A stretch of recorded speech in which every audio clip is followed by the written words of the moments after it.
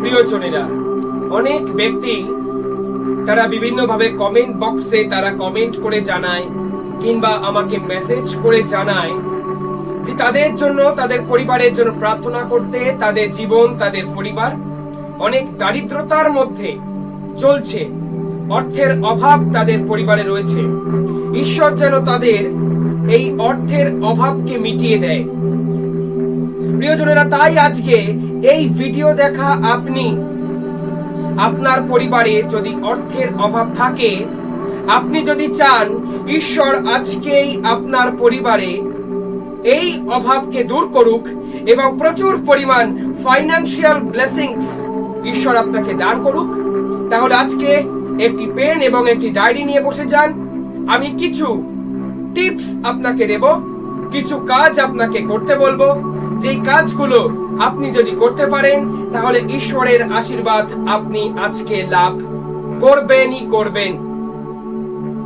প্রথম পয়েন্ট, প্রভু যীশু খ্রিস্টকে আপন ঈশ্বর রূপে স্বীকার করা এবং প্রভু যীশু খ্রিস্টের সঙ্গে জুড়ে থাকা। প্রিয়জনেরা, প্রভু যীশু খ্রিস্ট যোহন লিখিত সুসমাচার 15 অধ্যায় 5 পদের মাধ্যমে তিনি বলছেন, আমি হলাম দ্রাক্ষালতা, তোমরা হলে আমার শাখা। ঈশ্বর বলছে যে তিনি হলেন আঙুর লতা এবং সেই আঙুর লতার আমরা কি? আমরা যারা খ্রিস্ট বিশ্বাসী, আমরা হলাম তার শাখা। তাই আমরা যারা যারা সেই শাখার সঙ্গে যুক্ত থাকবো, আমরা তারাই কেবল ফলবান হতে পারবো। শাখার সাথে যদি আমরা বিচ্ছিন্ন হয়ে যাই তাহলে আমরা ফলবান হতে পারবো না। তাই প্রভু যীশু বলছে, তোমরা আমাকে ছাড়া কিছুই করতে পারো না। একটি গাছ, সেই গাছের থেকে যদি শাখা প্রশাখাকে আমরা যদি কেটে বাদ দিয়ে দিই তাহলে সেই শাখা প্রশাখা শুকিয়ে যাবে এবং সেই শাখা প্রশাখা কি হবে না, ফলবান হতে পারবে না। কিন্তু আমরা যদি প্রভু যীশু খ্রিস্টের সাথে জুড়ে থাকি, তাকে যদি আপন ঈশ্বর রূপে বিশ্বাস করি, তাহলে আমরা তার সঙ্গে জুড়ে থাকলে প্রচুর ফাইন্যান্সিয়াল ব্লেসিংস, প্রচুর ফল, প্রচুর অনুগ্রহ আমাদের জীবনে দেখতে পারবো। দ্বিতীয় বংশাবলী 7 অধ্যায় 14 পদে ঈশ্বর আমাদেরকে বলছেন, আর আমার জনগণ যারা আমার নিচের নাম অনুসারে অভিহিত, অর্থাৎ যারা যারা প্রভু যীশু খ্রিস্টকে বিশ্বাস করে, যারা যারা প্রভু যীশু খ্রিস্টের নামকে বিশ্বাস করে, তাদেরকে প্রভু বলছেন, তারা যদি তাদের কুপথ থেকে ফেরে এবং বিনম্রভাবে আমার কাছে প্রার্থনা করে, আমি তাহলে তাদের সেই প্রার্থনা শুনব, তাদের দেশ নিরাময় করব, তাদের ঘরকে আশীর্বাদ করব।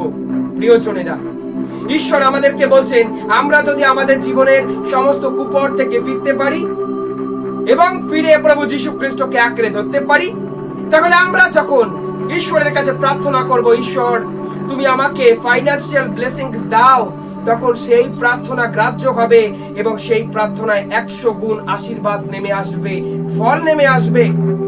খ্রিস্ট বিশ্বাসীদের জীবনে যারা প্রভু যীশু খ্রিস্টকে বিশ্বাস করে, যারা প্রভু যীশু খ্রিস্টকে আঁকড়ে ধরে, সামসঙ্গীত 23 অধ্যায় বলছে, ঈশ্বর আমার রাখাল, অভাব নেই তো আমার। কোনো কিছুর অভাব ঈশ্বর আমাদের জীবনে আসতে দেবে না। প্রিয়জনেরা, দ্বিতীয় পয়েন্ট আপনি নোট ডাউন করুন, ঈশ্বরের বাক্যগুলো মেনে চলা। প্রিয়জনেরা, আমরা অনেক ব্যক্তি আমরা ঈশ্বরের বাক্য মেনে চলি না, যার কারণে আমাদের জীবনে কি নেই? ফাইন্যান্সিয়াল ব্লেসিংস নেই। ঈশ্বর যে আজ্ঞাগুলো আমাদের দিচ্ছে, যে বাক্যগুলো আমাদের দিচ্ছে, সেই বাক্যগুলো, সেই আজ্ঞাগুলো আমরা যদি মেনে চলতে পারি তাহলে আমাদের জীবনে অনেক ব্লেসিংস রয়েছে।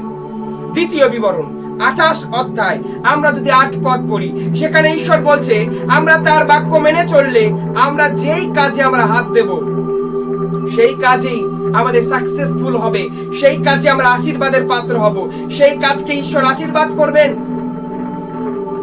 খ্রিস্টতে আমার প্রিয়জনেরা, আমরা অনেক ব্যক্তি ঋণের মধ্যে ডুবে রয়েছি। অনেক ব্যক্তি ঋণের মধ্যে ডুবে থেকে আমরা কি করি না, ডিপ্রেশনে চলে যাই। ঋণের মধ্যে ডুবে থেকে অনেকে সুইসাইড পর্যন্ত অ্যাটেম্প্ট করে। সেই ঋণ থেকে ঈশ্বর আমাদের মুক্ত করবেন যখন আমরা তার বাক্যগুলো মেনে চলবো। দ্বিতীয় বিবরণ 28 অধ্যায় ঈশ্বর 13 পদে আমাদেরকে বলছে যে আমাদের অবস্থা এমন ঈশ্বর করবেন যে আমাদের আর কারোর থেকে ঋণ নিতে হবে না, বরং আমরাই অন্যজনকে ঋণ দেওয়ার মতন ক্ষমতা রাখবো। খ্রিস্টতে আমার প্রিয়জনেরা, আজকে ঈশ্বরের এই বাক্যগুলো বিশ্বাস করুন। ঈশ্বর আজকে আপনার জন্য এই কথা বলছে। ঈশ্বর মতি লিখিত সুসমাচার 13 অধ্যায় 23 পদে আমাদেরকে এই কথা বলছে, যারা যারা ঈশ্বরের বাক্য শুনবে, মেনে চলবে, পালন করবে, তারাই 100 গুণ, কেউ 60 গুণ, কেউ 30 গুণ, কেউ 70 গুণ ফল লাভ করবে তাদের জীবনে। বলুন আমেন। আজকের থেকে আপনি ঈশ্বরের বাক্য শুনতে, মানতে আপনি সংকল্পবদ্ধ হন। আপনার জীবনে আপনি 100 গুণ ফল, অভিষেক, অনুগ্রহ, ফাইন্যান্সিয়াল ব্লেসিংস আপনি দেখতে পারবেন। আপনার জীবন থেকে সেই ঋণের বন্ধনকে ঈশ্বর আজকে এই পবিত্র বাক্যের মাধ্যমে ক্যান্সেল করবে। আপনার পরিবার থেকে সমস্ত অর্থনৈতিক অবস্থানকে খারাপ করার মন্দ আত্মাকে ঈশ্বর আজকে আপনার পরিবার থেকে ক্যান্সেল করবে। আমরা তৃতীয় পয়েন্ট আমরা নোট ডাউন করব, ঈশ্বরের সেবা করা। পবিত্র বাক্যে যাত্রা পুস্তক 23 অধ্যায় 25 পদে বলছে, তোমরা আমার সেবা করবে, আমি তোমাদের রুটি এবং জলকে আশীর্বাদ করব। প্রিয়জনেরা, আমরা অনেক ব্যক্তি চাকরি প্রার্থী, অনেক ব্যক্তি বেকারত্বের সমস্যায় ভুগছি। কিভাবে আমরা আমাদের জীবনে সেই চাকরি লাভ করব? ঈশ্বর যদি আমাদের চাকরি না দেয়, আমরা চাকরি পেতে পারি না। ঈশ্বর যদি আমাদেরকে সেই চাকরির দরজা খুলে না দেয়, আমাদের কোয়ালিফিকেশন থাকলেও সেই চাকরি আমরা পাবো না। প্রিয়জনেরা, ঈশ্বর বলছে তাকে যদি আমরা সেবা করি, অর্থাৎ আমরা যদি ঈশ্বরের 10 আজ্ঞার মধ্যে প্রথম আজ্ঞা যদি মানি, অনেক ব্যক্তি সেই প্রথম আজ্ঞা মানি না, যার কারণে ফাইন্যান্সিয়াল ব্লেসিংস পাই না, যার কারণে আমাদের জীবনে চাকরি থাকে না, যার কারণে আমাদের জীবনে বেকারত্ব। ঈশ্বর তার প্রথম আজ্ঞায় কি বলছে? তুমি কেবল তোমার আপন ঈশ্বরকে পূজা করবে, কেবল তারই সেবা করবে। প্রিয়জনেরা, এই আজ্ঞাটুকু আমরা অনেক ব্যক্তি, অনেক পরিবার মানতে পারছি না, যার কারণে সেই পরিবারে ফাইন্যান্সিয়াল ব্লেসিংস নেই, সেই পরিবারগুলোতে অর্থনৈতিক উন্নতি নেই। প্রিয়জনেরা, আজ থেকে আমরা চেষ্টা করব ঈশ্বরের সেই প্রথম আজ্ঞা মানবার, ঈশ্বরের সেবা করবার। আমরা বিভিন্নভাবে ঈশ্বরের সেবা করতে পারি। আমরা বিভিন্নভাবে ঈশ্বরের বাক্য প্রচারের মাধ্যমে ঈশ্বরের সেবা করতে পারি। মানুষের কাছে প্রভু যীশু খ্রিস্টর কথা বলে আমরা ঈশ্বরের সেবা করতে পারি। আমরা ঈশ্বরের কাজ করে আমরা ঈশ্বরের সেবা করতে পারি। আজকে এই বাক্য যারা যারা শুনছেন, এই বাক্যকে রিসিভ করে, এই ভিডিও শেয়ার করে আমরা ঈশ্বরের সেবা করতে পারি। প্রিয়জনেরা, আসুন আজকে থেকে আমরা ঈশ্বরের সেবা করা শুরু করি। তাহলে আজকে থেকে ঈশ্বর আমাদের জীবনে ফাইন্যান্সিয়াল ব্লেসিংস এর দরজা খুলে দেবেন। ফোর্থ পয়েন্ট, চতুর্থ পয়েন্ট, ঈশ্বর আমাদেরকে বলছে দান দশমাংশ। আমরা অনেক ব্যক্তি আমরা দান দশমাংশ দিতে ভুলে যাই, যেখানে ঈশ্বর বলছে যে আমরা আমাদের আয়ের 10 ভাগ, আমরা আমাদের আয়ের 10% যেন আমরা ঈশ্বরকে দিই। কিন্তু অনেক ব্যক্তি, অনেক পরিবার সেই কাজ করে থাকে না।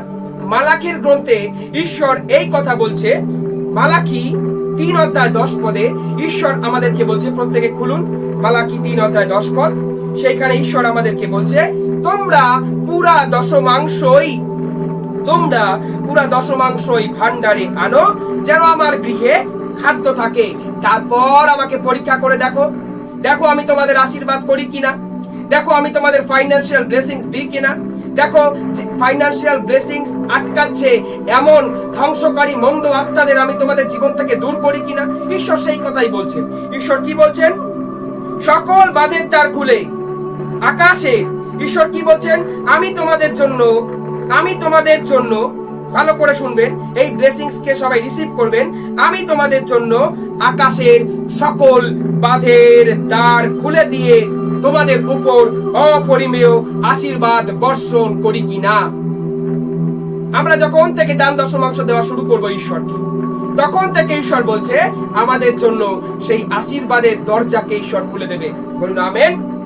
তারপর ঈশ্বর আরো আমাদেরকে বলছে, তোমাদের খাতিরে আমি সেই ধ্বংসকারী পোকাকে তোমাদের ভূমির ফল বিনষ্ট করতে ও খেতে তোমাদের আঙুরলতা ফলহীন করতে আমি নিষেধ করব।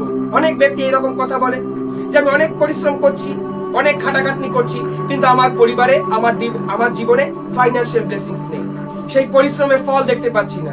অনেক টাকা হাতে আসলেও সেই টাকা পরিবারে নেই। ঈশ্বর বলছে সেই মন্দ আত্মাকে, সেই কীটকে, সেই পোকাকে ঈশ্বর ক্যান্সেল করবে আপনার পরিবার থেকে, যখন থেকে আপনি আপনার পরিবার আয়ের 10 ভাগ, আয়ের 10% ঈশ্বরকে দেওয়া শুরু করবেন। সকলে বলুন আমেন। প্রিয়জনেরা, আমরা শেষ এবং পঞ্চম ভাগ শুনবো, যা ঈশ্বর বলছে সাব্বত পালন করো। আমরা অনেক ব্যক্তি ঈশ্বরের সেই সাব্বতকে লঙ্ঘন করি। রবিবার দিন আমরা গির্জা যাই না। আলিস্যের মধ্যে আমরা রবিবারে বিভিন্ন রকম জীবন যাপন করে থাকি। আমাদের ছেলে মেয়েদের আমরা রবিবার গির্জায় পাঠাই না, তাদেরকে টিউশনে পাঠাই। আমরা মনে করি তাদেরকে টিউশনে পাঠালেই হবে, রবিবারে গির্জায় পাঠানোর কোনো প্রয়োজন নেই।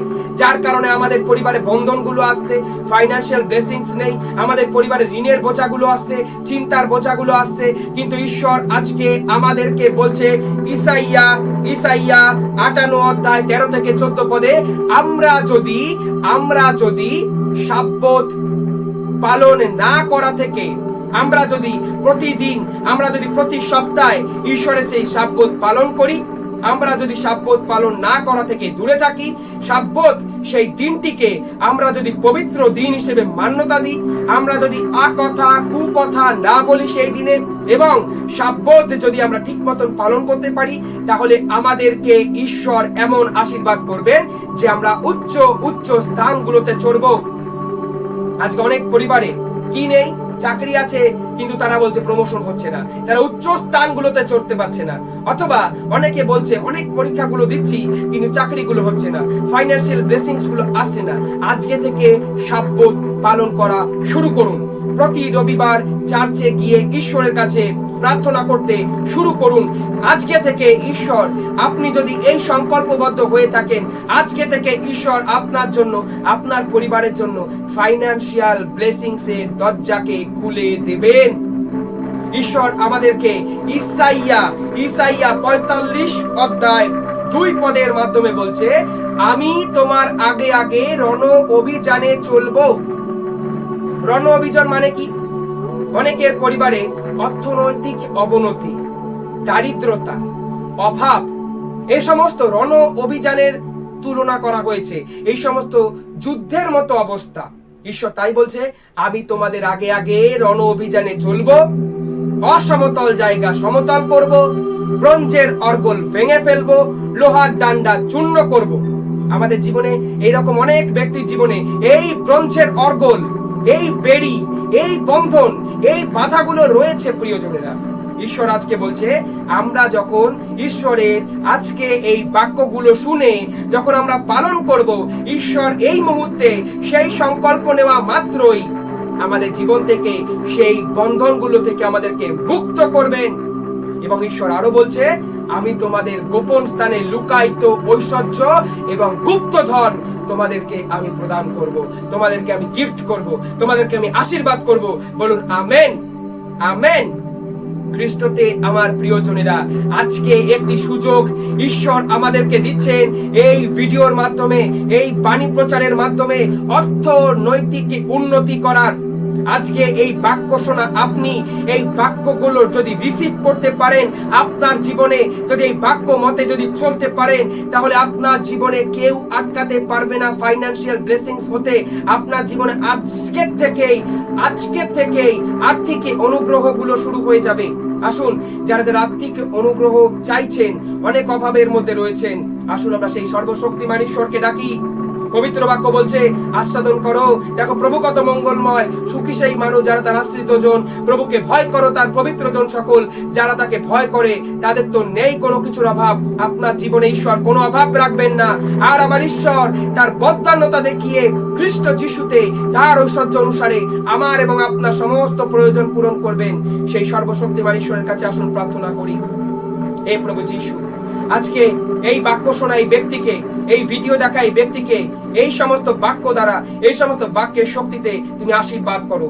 এদের জীবন থেকে সমস্ত বন্ধনগুলোকে, এদের পরিবার থেকে সমস্ত বন্ধনগুলোকে, বেকারত্বের বন্ধনকে, ঋণের বন্ধনকে, আর্থিক অবনতির বন্ধনকে আমি এই মুহূর্তে প্রভু যীশু খ্রিস্টের পবিত্র নামের শক্তিতে পবিত্র ক্রুশের চিহ্ন দ্বারা বেঁধে ফেলি এবং পবিত্র ক্রুশের পদতলে নিক্ষেপ করি। প্রভু যীশু, তোমার পবিত্র হোলি স্পিরিট দ্বারা এদের প্রত্যেককে তুমি পূর্ণ করো, পরিপূর্ণ করো, এবং আজকে এদের প্রত্যেকের পরিবারে তুমি ফাইন্যান্সিয়াল ব্লেসিংস এর দরজা খুলে দাও, যেন এরা প্রত্যেকে তোমার নামে স্বাবলম্বী হয়ে যেন সাক্ষ্য দিতে পারে, যেন তোমার নামে ধন্যবাদ স্তুতি করতে পারে। প্রভু যীশু, যারা যারা চাকরি প্রার্থী তাদেরকে নতুন চাকরি দিয়ে আশীর্বাদ করো প্রভু। যারা যারা প্রমোশন চাইছে তাদেরকে প্রমোশন গুলো দিয়ে আশীর্বাদ করো।